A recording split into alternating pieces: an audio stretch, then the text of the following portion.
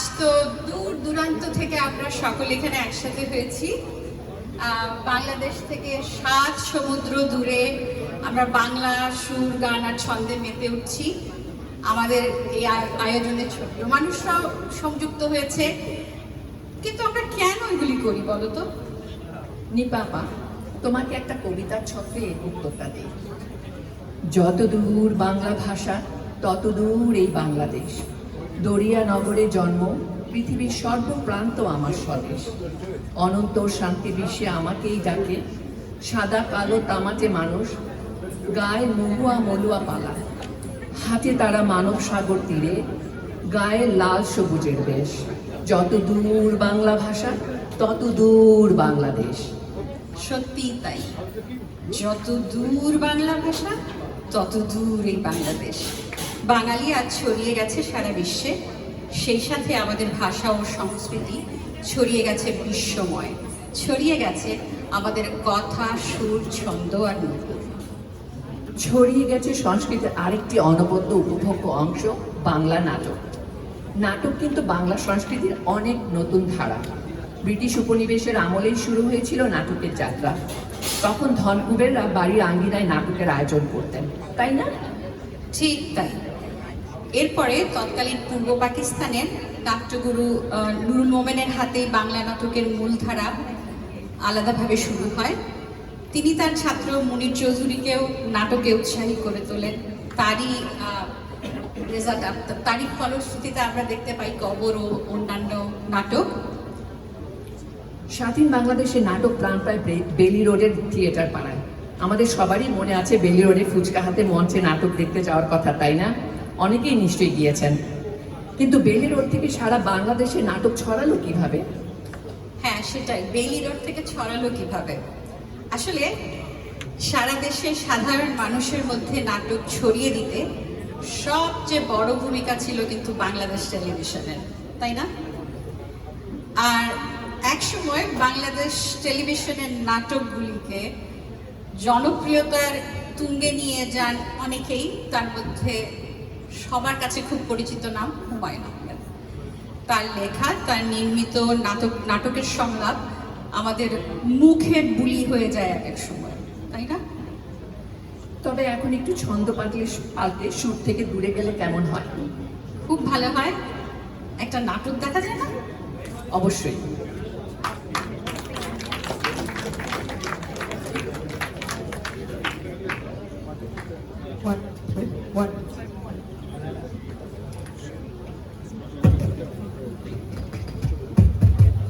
Hello hello hello. এতক্ষণ আমরা ছিলাম সুর, ছন্দ আর কথার জগতে। এবার একটু ভিন্ন স্বাদে চলুন দেখি একটা নাটক। এই নাটকে আছেন এক অবসরপ্রাপ্ত বিচারক খন্দকার সাহেব, যিনি সবকিছুকেই সন্দেহের চোখে দেখেন আর খুঁত খুঁজে বেড়ান। ছেলে আনিস একজন ডাক্তার, মেয়ে মিলি বিসিএস দিতে চায়, কিন্তু এখনো সাহস জোগাড় করতে পারেনি। শ্যালক মিজান এক খামখেয়ালি বেকার মধ্যবয়স্ক যুবক, যার আনন্দ উদ্ভট সব কাজকর্মে। 3 বছর আগে মারা যান খন্দকার সাহেবের স্ত্রী আলেয়া। তারপর থেকেই সংসারে পুরো হাল ধরেছেন বৌমা রাবেয়া। 2 আদরের মেয়ে তিতলি আর কঙ্কা, বদরাগী শ্বশুর আর চূড়ান্ত রহস্যময় মামা শ্বশুর মিজান। সব মিলিয়ে এক সত্যিকারের সামলানো কঠিন সংসার। সবকিছু চলছিল নিজের মতো। হঠাৎ এসে হাজির হন মাস্টার সাহেব। তারপরেই ঘটতে থাকে একের পর এক মজার অপ্রত্যাশিত ঘটনা। চলুন উপভোগ করি আমাদের জীবনের চেনা মুহূর্ত আর হালকা হাস্যরসে ভরা নাটক এই কথাটা ঠিক না। মূল কাহিনী নেওয়া হয়েছে হুমায়ূন আহমেদের একদিন হঠাৎ নাটক থেকে, আর রূপান্তর এবং পরিবেশনায় অশ্বডিম্ব থিয়েটার।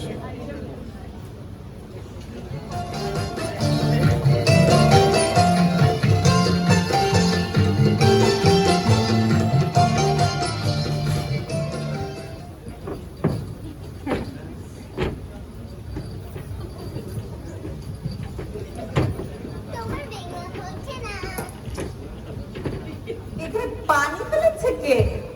কে পানি ফেলেছে? আচ্ছা, তোমরা সবাই মিলে আমাকে পাগল করে ছাড়বে? কঙ্কা, কে পানি ফেলেছে?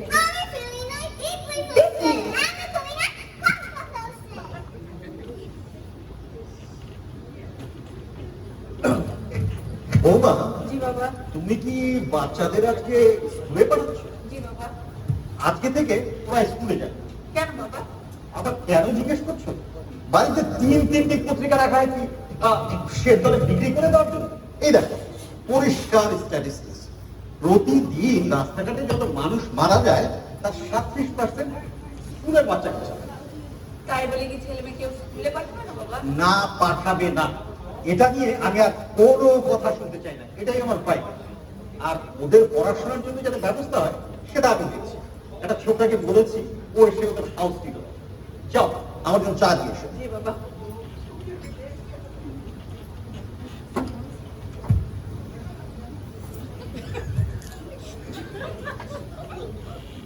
বাবা, আপনি নাকি বলেছেন স্কুলের সব বাচ্চাদের মেরে ফেলছে? হ্যাঁ বলেছি। ওর কি কিছু করেছি? মানে এই সমস্ত হালকা কথাবার্তা ছেলেমেয়েদের মনে এফেক্ট করে। হালকা কথাবার্তা? স্কুলের বাচ্চা কাচ্চা মারা যাওয়ার ব্যাপারটা তোমার কাছে হালকা বলে মনে হচ্ছে? বাবা, আমার অফিসের হসপিটালে গাড়ি চলে এসেছে, আমি এখন আসি, পরে আপনার সাথে এই নিয়ে কথা বলবো। বুঝতে মা কোন মা? বাবা আপনার চা। বাবা ওরা বাসায় থাকলে তো দুষ্টামি করবে। ছোট বাচ্চা কাচ্চারা দুষ্টুমি করবে নাকি মুখ গম্ভীর করে বসে থাকবে? একটা কথা বলি তোমাকে, যে বাচ্চা যত দুষ্টুমি করে তারা তত বেশি ব্রিলিয়েন্ট। এটা পরীক্ষিত সত্য। ছোট বাচ্চা কাচ্চারা দুষ্টুমি করলে ওদের সাথে রাগ করবে, বুঝলে?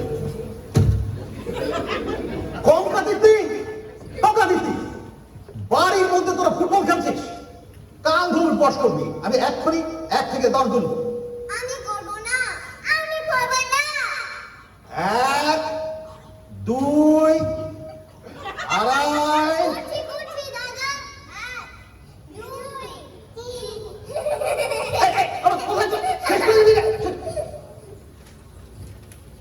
এই যে হচ্ছে না, এখান থেকে একটা পত্রিকা নিয়ে যাবার আগে যে এটা পড়া হয়েছে কিনা এটা জিজ্ঞেস করাটা সাধারণ ভদ্রতা, বুঝলে? বুঝলে বাবা, আমার নিশ্চিত ধারণা তোমার এই মামার মাথায় বড় ধরনের সমস্যা আছে। না বাবা উনি একটু এক্সেন্ট্রিক। আর উল্টো পাল্টা কথা বলবে, এসব কথা শুনলে আমার একদম মেজাজ খারাপ হয়ে যায়। আমি নিশ্চিত যে তোমার ছোট মামা একটা বদ্ধ মা। ভাই, আপনার এই কথাটা ঠিক না। দেখছো দেখছো, বাইরে গিয়েই আবার আই পাচ্ছে। এই লোকের জন্য আজকে 7 সকালে আমার মেজাজটা গরম হয়ে গেল। চাই দেখি বাজার করে আসি।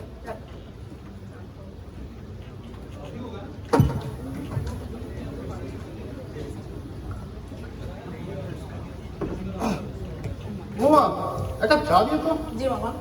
আচ্ছা, তোমার শ্বশুর কি হয়েছে বলো? জানি না মামা। সকাল থেকে সবার সাথে চেঁচামেচি করছে। আসলে হয়েছে কি, তোমার শাশুড়ি মরে যাওয়ার পর থেকে তোমার শ্বশুর সবার সাথেই চেঁচামেচি করছে। উনি বেঁচে থাকতে শুধু তার সাথেই করতো। এর কারণটা কি জানো? সংসারের ভারসাম্য শেষ। আমি ঠিক করেছি ওর সাথে আর এর চেয়ে বেশি কথা বলবো না। শুধু যতটুকু প্রয়োজন ততটুকুই, এর বেশি নয়। মামা চায় চিনি হয়েছে? হ্যাঁ হয়েছে। আর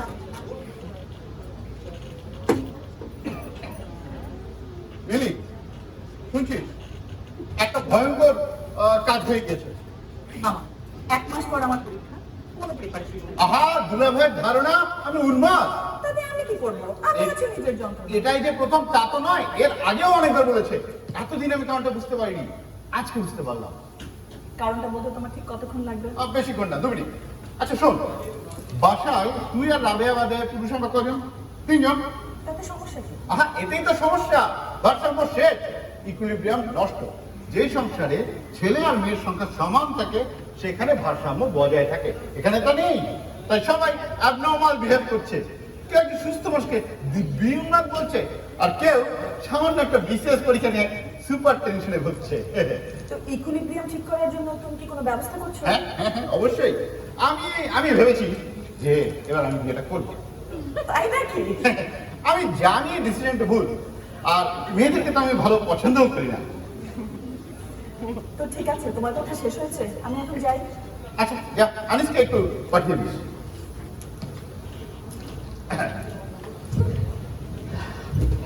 ইয়ে বাবা দেখেছো? হ্যাঁ, হ্যাঁ, শোনো আনিস, শোনো, আমি ঠিক করলাম যে বিয়েটা এবার আমি করবো। ও আচ্ছা। আমি জানি নিশ্চয়ই ভুল, কিন্তু জানো এছাড়া কোনো উপায় ছিল না। আর সকালে যা হলো না, মামা আমার গাড়ি চলে এসেছে, পরে শুনবো, এখন আসি। হ্যাঁ শোনোই না, আমি 2 মিনিট বেশি সময় নেবো না। তারপর হলো কি সকালবেলা, আমি এখন হ্যাঁ, হ্যাঁ, শোনোই না, ব্যাপারটা কেন হবে আমি বুঝিয়ে বলছি। অনেকটা প্রাচীন ভারতের যে শিক্ষা ব্যবস্থা ছিল অনেকটা সেরকম, গুরু গৃহটাই। একজন শিক্ষক সবসময় একটা ছাত্রের সাথে থাকবে, তাকে ফিজিক্স, কেমিস্ট্রি, বায়োলজি, সঙ্গীত, শিল্পকলা সবকিছু পড়াবে, কিন্তু গল্প ছাড়বে। জীবন সম্পর্কে একটা বোধ ওদেরকে দিতে হবে, বুঝছেন? এই যে যেমন ধরুন একটা বাচ্চা ছেলে ভিক্ষে করতে এসেছে, তাকে দেখে যেন ছাত্রটির মনে হয় ও ভিক্ষে করছে কেন, আমি তো করছি না। এই যে একটা মানে থিঙ্কিং প্রসেসটা হবে, ওই থিঙ্কিং প্রসেসটাকে অ্যাক্টিভেট করতে হবে। একটা ছোট বাচ্চার জন্য এটা একটু বেশি হয়ে যাচ্ছে না আবার? মোটেই না। আমি রবীন্দ্রনাথের ছোটবেলার কথা চিন্তা করে দেখুন, অত্যন্ত শিশুকাল থেকে তিনি কঙ্কাল নিয়ে নাড়াচাড়া করেছেন, অস্থিবিদ্যা শিক্ষা করেছেন। তার জন্যই তো আমরা কঙ্কালের মতো একটা কালজয়ী গল্প পেয়েছি। এই কঙ্কালটা কি সেই জন্য? অফকোর্স। আচ্ছা বলুন দেখি। দুলা ভাই, আপনার সাথে আমার একটা জরুরি কথা ছিল। আমি একটু ব্যস্ত, এখানে একটা জরুরি কথা কাজ আছে। আমি শুধু আপনার 45 সেকেন্ড সময় নেবো, এর বেশি সময় নেবো না। আচ্ছা চাপ বল। হ্যাঁ দুলা ভাই, যেহেতু সংসার ইকুইলিব্রিয়ামটা নষ্ট হয়েই গেছে, তাই আমি ঠিক করেছি। আমি এটা শুনেছি, অনেকবার শুনেছি, এটা নিয়ে আর আমি শুনতে চাই না। যাও তুমি এখন। আমি একটা জরুরি কাজ করছি এখানে। শুনেছেন? আমার brother। বলছিলেন কি যে বাচ্চারা তো সবকিছু শিখবে আস্তে আস্তে। উনি কে? উনি আমার ব্রাদার। ও আচ্ছা আচ্ছা আচ্ছা। মাথায় একটু ইয়ে আছে, ইয়ে আছে মানে একটু একটু ভাইলেন না? না না ভাই না। তারপর কি বলছিলে জানি? বাবা বাবা হ্যাঁ? ও তুই এসে গেছিস? আচ্ছা, এ হচ্ছে আমাদের কমপ্লাসিটির হাউস টিচার, আর এ হচ্ছে আমার মেয়ে, এবার বিসিএস দিচ্ছে। দিচ্ছি না, দেবার কথা ছিল। কারণটা কি জানতে পারি? যা পড়ি তার কিছুই মনে রাখতে পারি। তো এটা তো কোনো ব্যাপারই না, এটা একমাত্র ওষুধ হচ্ছে সেলফ হিপনোসিস। আমি না প্রতিদিন 2 ঘন্টা করে আপনাকে একটু সেলফ হিপনোসিস শেখাবো। না না, যাদেরকে শেখাতে এসেছেন তাদেরকে শেখান, আমাকে শেখানোর দরকার নেই। আচ্ছা ঠিক আছে।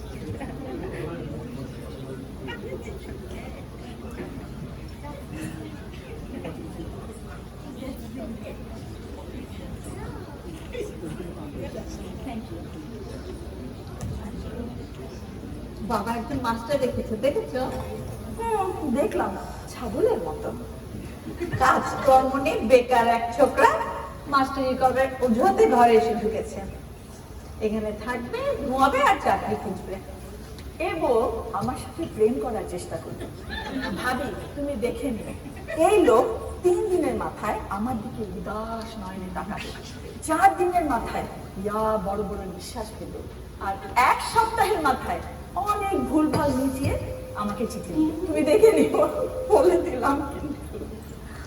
এই যে তোমরা দুজনেই আসে দেখছি, গুড, ভেরি গুড। দেখো সাথী.com-এ একটা প্রোফাইল খুলে একটা বিজ্ঞাপন দিয়েই দিলাম। কিসের বিজ্ঞাপন মামা? তোমরা তো আমার জন্য কিছু করবে না, তাই আর যা করার আমার নিজেকেই করতে হবে।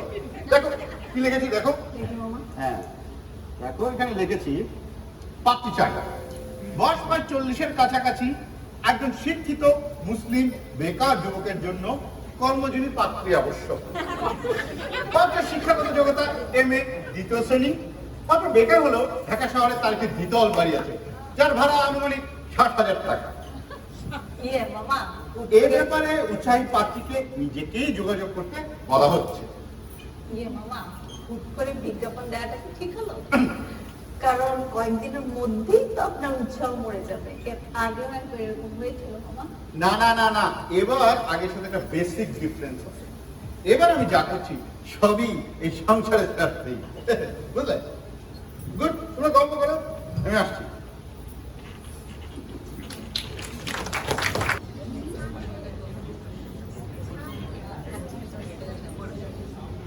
কঙ্কাল তিতলি বলো তো দেখি। বলো না, এটা হচ্ছে কঙ্কাল, আমাদের সবার মধ্যে একটা করে আছে, তোমাদের মধ্যেও আছে, তাও তোমাদের খুব ছোট। আমার মনে হয় না, ওর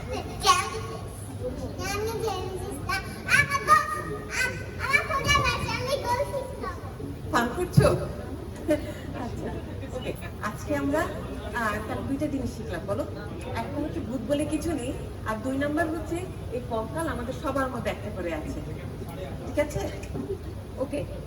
আচ্ছা, এই বোতলের মধ্যে কাপড়গুলো কি তোমরা পরেছো?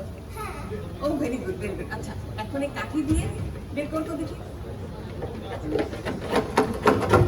খুঁজে খুঁজে বের করো। হ্যাঁ, বের করার চেষ্টা করো, বের করার চেষ্টা করো। তো কেমন শিখছে আপনার ছাত্ররা? ওহ, ফ্যান্টাস্টিক, খুব ইন্টেলিজেন্ট কিডস। ওরা কি করছে? ওরা কি করছে না করছে বা কি করা উচিত বা না উচিত সেটা আমার উপরে ছেড়ে দিলে ভালো। যদি আপনি কোনো কথা না বলেন তাহলেই আমি খুশি হব।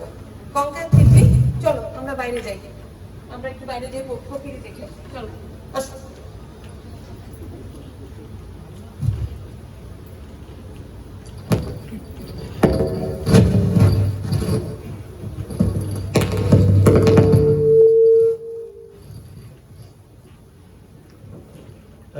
বাবা, আমাদের যে নতুন মাস্টার এসেছে না, সে কি সমস্ত কালফঙ্কাল বাসায় বাড়ি নিয়ে এসেছে, আমি তো এর কোনো প্রয়োজন দেখছি না।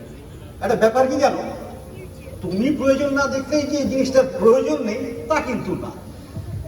আমি মনে করি এই মাস্টার ছোকরা বেশি ইন্টেলিজেন্ট, কারণ ও জানে ও কি করছে। আমরা বেশিরভাগ মানুষই সেটা জানি না।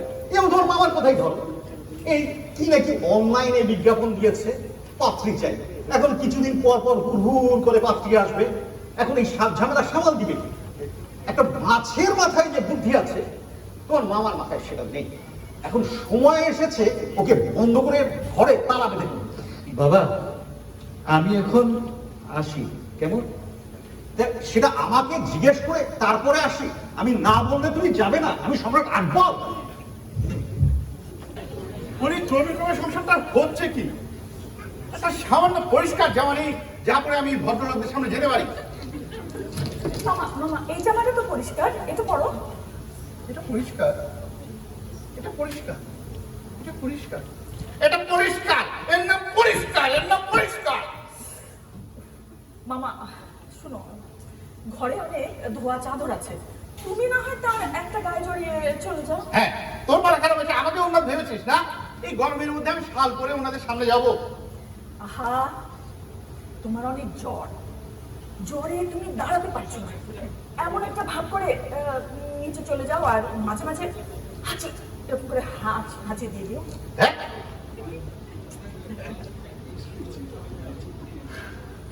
বলছিস? হ্যাঁ, সত্যি? সত্যি বলছি। তাহলে যা, চাদরটা নিয়ে আয়। একটা বিয়ার খুঁজলে বেড়াইলাম। আচ্ছা, এটা মিজান সাহেবের বাসা না? জি, আপনি বসেন, আমি মামাকে ডেকে দিচ্ছি। বেশিক্ষণ করতে নিচে আমার সিএনজি ব্যাটারে খারাপ করে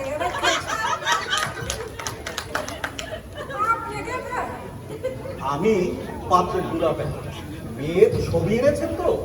আছে মানে এইটা চিনেন? এটারে কয় আইফোন 16। এটা দুনিয়াটা এটার মধ্যে ডাউনলোড করে লাইছি। লন দেখেন। এর মুখ তো বাঁকা। কি কোন বাঁকা?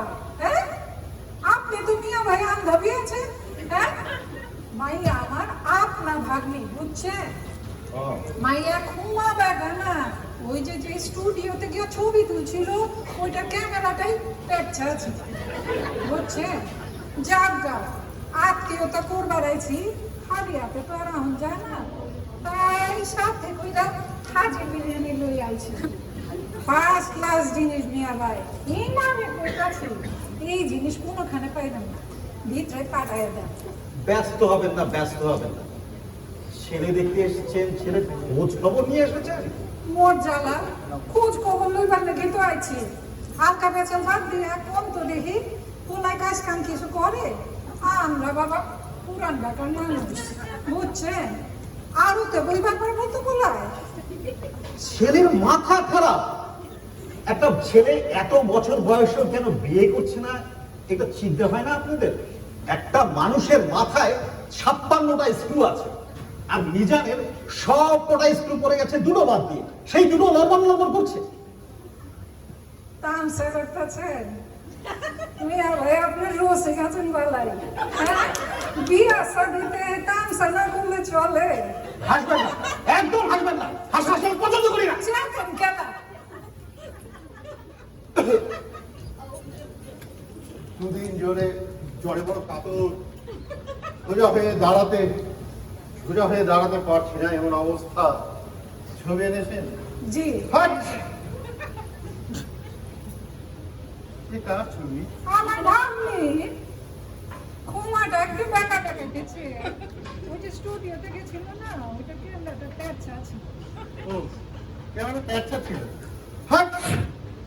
মিজান, হাট! তুমি কি তামাশা করছো? এই চৈত্র মাসের গরমে চাদর গায়ে দিয়েছ আর কিছু পর পর হাঁচি দিচ্ছ। আমাকে বলছেন? অফকোর্স তোমাকে বলছি। হাট! আর হাসবে না বলছি। আর চাদর খোলো।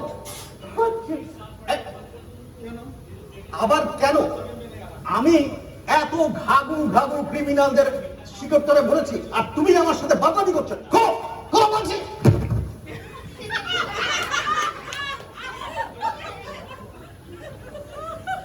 শীতকালে তাও একটু ভালো থাকে, এখন গরম তো মাথাটা একটু বিগড়ে গেছে। ও, দুলা ভাই, আবার আছে। আপনার এই কথা ঠিক না। আরে ওনার তো দেখি পুরাই কাটছিল। এই বিরিয়ানি রেখে যাবেন না নিয়ে যাবেন? আল বাপ হয়ে যাবে। দরকার হইলে গড়ের মোড়ে উত্তরে খাওয়ার মতো মতো পাগলের গোষ্ঠী না। ওরা আমি তো দেখি পুরাই মাইন্ডের চিনে ফেসে গেছি। হ্যাঁ, তোর নিজেকে লুজার দেখান যাইব না। পোলা মায় ভাগ নিলে গা পোলা গোল লাইন লাগাইতেছি। जाए मोरा लाल दुपट्टा मलमल का, मोरा लाल दुपट्टा मलमल का मोदी मोदी।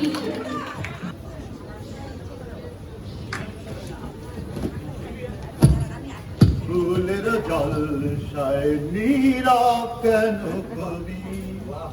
ফুলের জলসায় নীরব কেন কবি? ভোরের হাওয়ায় কান্না পাওয়ায়, ভোরের হাওয়ায় কান্না পাওয়ায় নীরব কেন নিচে গ্যারেজে আপনাদের গ্যারেজে আমার গাড়িটা রেখে এসেছি, কোনো অসুবিধা হবে কি? নিশারা দিলো রে মাকা দুই নয়নে নিশারা দিলো রে। এক্সকিউজ মি, নিচে আপনাদের গ্যারেজে আমার গাড়িটা রেখেছি, কোনো অসুবিধা হবে কি? ড্রাইভার থাকলে তো আমি কোনো অসুবিধা দেখছি না।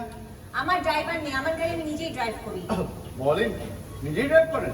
বাহ, তাতেও কোনো সমস্যা আমি দেখছি না। পৃথিবীর কোথাও কোনো সমস্যা আমি দেখতে পাচ্ছি না। আচ্ছা বসুন না। আমি মিজান, আপনি নিশ্চয়ই অনলাইনে অ্যাডটা দেখে এসেছেন?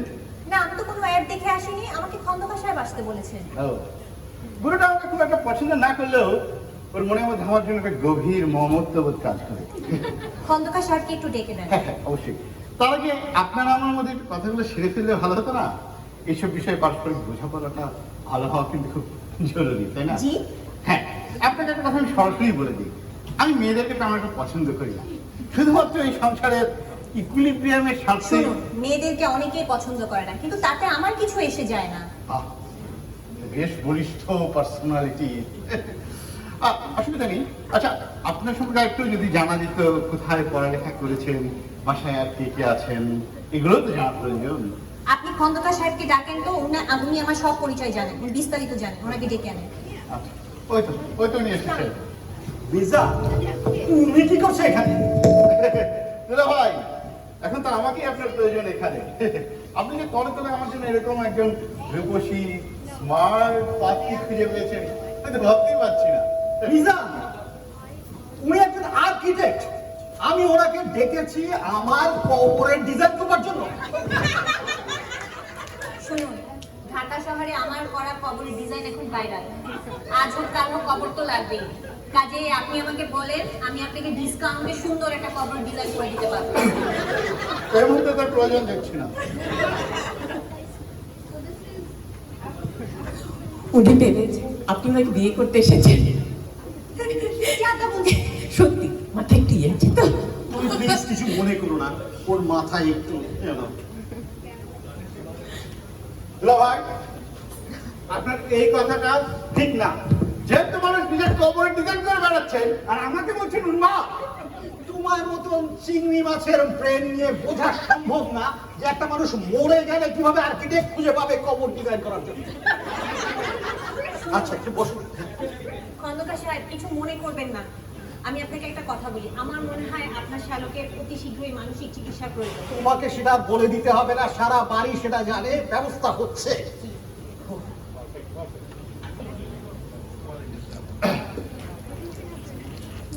মামা আমাকে দেখেছো? হ্যাঁ মিলি, শোন, আমি ঠিক করেছি ওই মাস্টার ছোকরাকে খুন করে ফেলবো। কেন? আরে আজকে সকালবেলা দেখি এত বড় একটা অ লিখে আমার দরজার সামনে টানিয়ে নিয়ে এসেছে। আমি তো প্রথমে বুঝতে পারিনি কারণটা, এখন ধরতে পেরেছি। কি কারণ? আরে অ মানে হচ্ছে অসুস্থ। ওর ধারণা আমি মেন্টাল পেশেন্ট। ওর আসপর্দাটা দেখ, ওর মুন্ডুটা আমি টেনে ছিঁড়ে ফেলবো। আরে মামা তা না, ওই মাস্টার কঙ্কা তিতলিকে অ আ শেখাচ্ছে, সারা বাড়ি ভর্তি অ আ লেখা।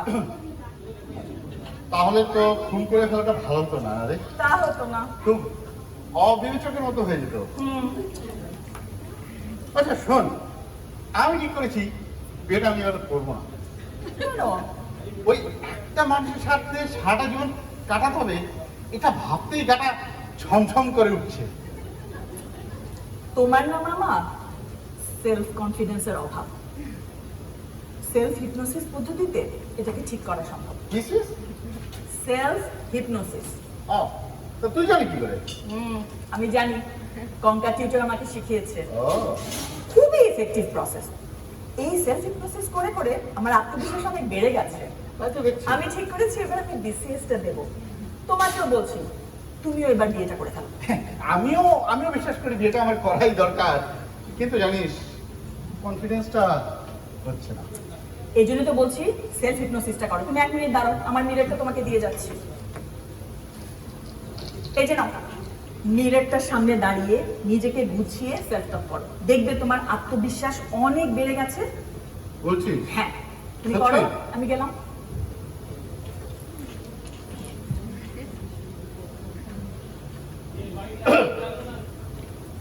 মিজানুর রহমান, ওহে মিজানুর রহমান, তুমি তো ছেলেটা বুদ্ধিমান বুদ্ধিমান এবং বিচক্ষণ, কিন্তু তোমার আত্মবিশ্বাস নেই কেন? Bad, very bad. মিজান, শরীরটা কি বেশি খারাপ লাগছে? মাথায় পানি ঢেলে ঘুম পাড়ি রাখি। এই আনিস, আনিস কোথায় গেলি? জলদি আয়। জি বাবা। আর ওর তো যন্ত্র দিয়ে ওর একটু ব্লাড প্রেশারটা চেক করে দেখ। মনে হচ্ছে হাই ব্লাড প্রেশার। দুলা ভাই, আপনার এই কথাটা ঠিক না।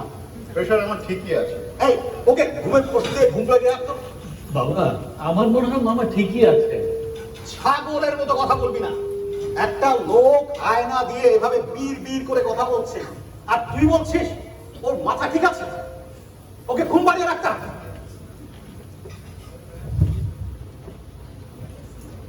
এই যে বৌমা, জি বাবা। তুমি এসে গেছো? জি বাবা। তোমাকেই খুঁজছিলাম। আচ্ছা আমাকে একটা দড়ি আর তালা দাও তো। এখন এখন? হ্যাঁ এখন। কেন না? কি করবে?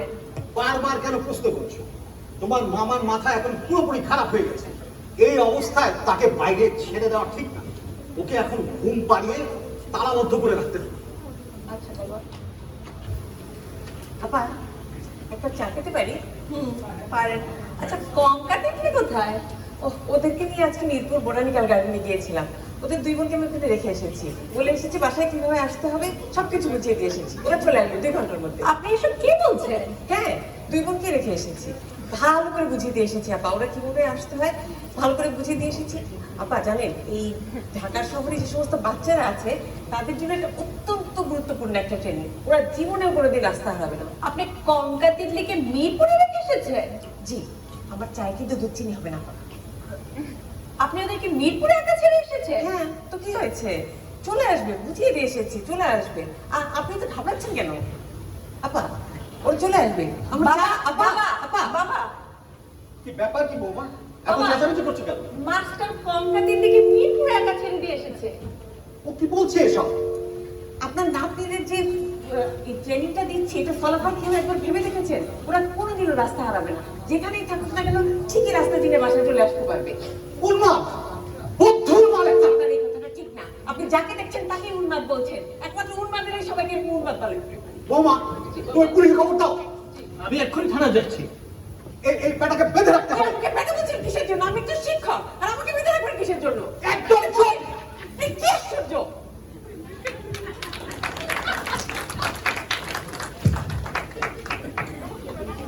অতঃপর খন্দকার সাহেব মিজান মানে ওরফে মামা এবং মাস্টারকে একটি ঘরে হাত বেঁধে তালাবদ্ধ করে রাখলেন। চলুন দেখি কি হয় এরপর।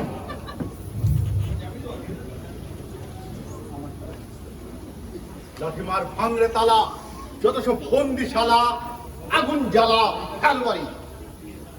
বুঝলে মাস্টার,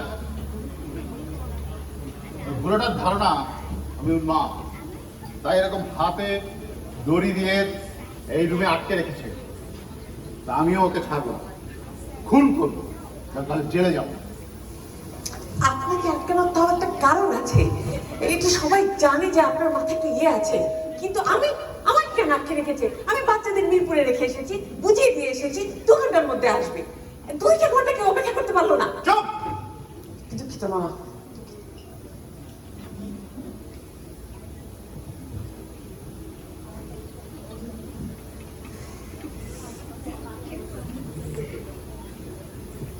ইয়ে মামা, এখানে কোথাও বাথরুম আছে? লাগবে না।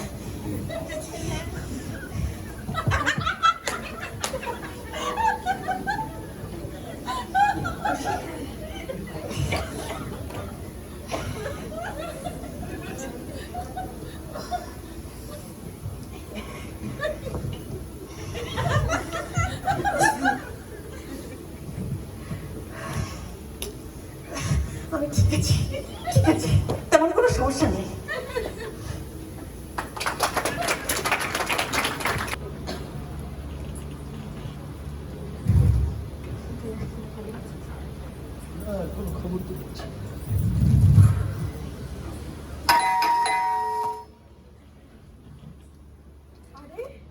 বাবা, ভাবি, দেখো না চলে এসেছে। এসেছে? দেখতে হবে না কার নাতি? কোথায় গিয়েছিলেন? বাবা, মাস্টারটার সঙ্গে তুমি কি অন্যায় না করলে? হ্যাঁ রে, আসলেই সত্যি মাস্টারটার সাথে অন্যায় হয়ে গেছে। যা যা, ওদেরকে ছাড়িয়ে না।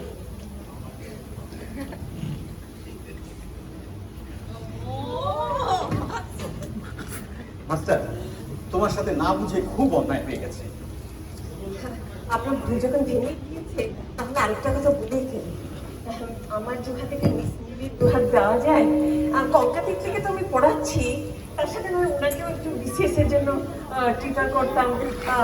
মানে win win situation. Win win. Master, তুমি থাকো এসব জাগতিক বিষয় নিয়ে, কিন্তু আমি আর এই বাড়িতে এক মুহূর্ত নয়। এই বুড়োটা বলে কিনা আমি উন্মাদ?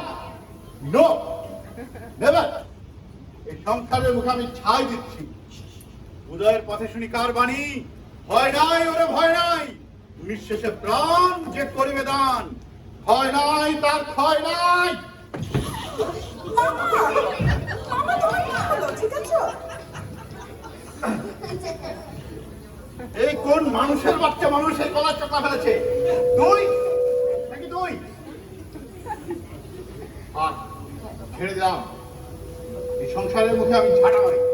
যাও, যত তাড়াতাড়ি পারো বিদে হও। তোমার মতন আমরা ঘাটের দেখি যত তাড়াতাড়ি যায় ততই ভালো। বাবা, মামাকে তুমি থামাও। আরে রাখ, তুই জানিস না তোর মামা 2 মিনিট পর সুর সুর করে চলে আসবে। আসুন আসুন বলছি, আসুন আসুন। আর পিঠে, তুমি কোথা থেকে এলে?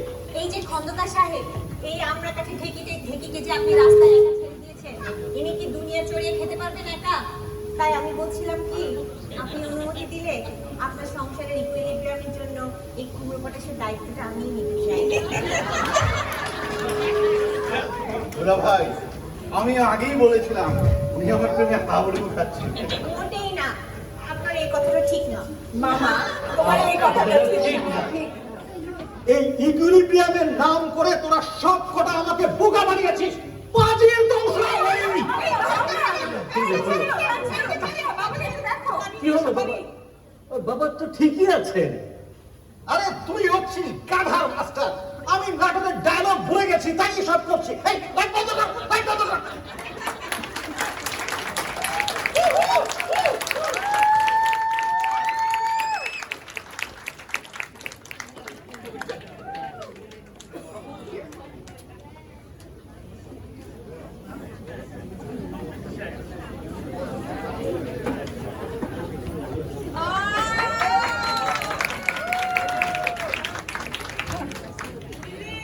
ওই যে মাইয়াটারে দেখলেন না, ওই যে আর্কিটেক্ট মাইয়াটা, ওই দেখে আমার ভাগ্নি।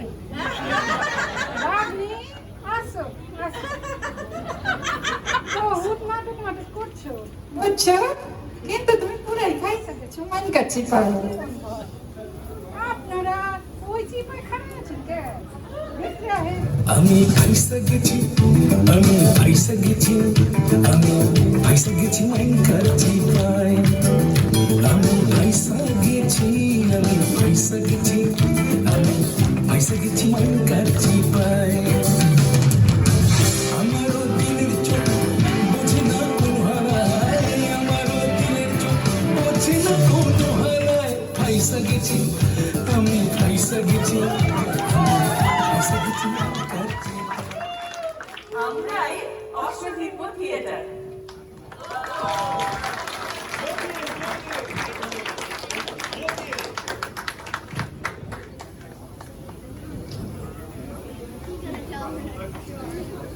আসুন আপনাদের সাথে পরিচয় করিয়ে দিই অশ্বনিম্ব থিয়েটারের গ্রুপের সদস্যদের সাথে। অড্রি জয়, নেওমি জয়, বোরহান আহমেদ, তানিয়া আহমেদ কলি, আজিজা পারভিন পপি, ফারজানা আনোয়ার অনি, তাসলিমা রহমান মিলি, ইফাত চৌধুরী, জয় রহমান,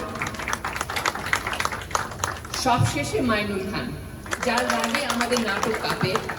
নাটকে উনি যতই রেগে থাকুন না কেন, আজকের এই বিশেষ দিনে আমরা ওনাকে আর রাখতে দিব না, কারণ আজ কিন্তু ওনার জন্মদিন।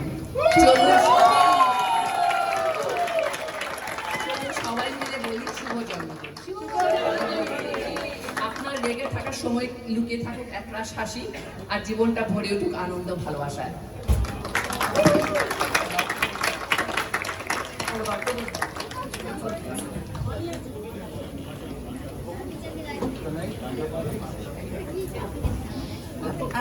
আমি এই সুযোগে একটু কথা বলি, যিনি অত্যন্ত বিনয়ের সঙ্গে তার স্বামীর শুভ জন্মদিন জানালেন আমাদের, উনি হচ্ছেন ওনার সহধর্মিণী।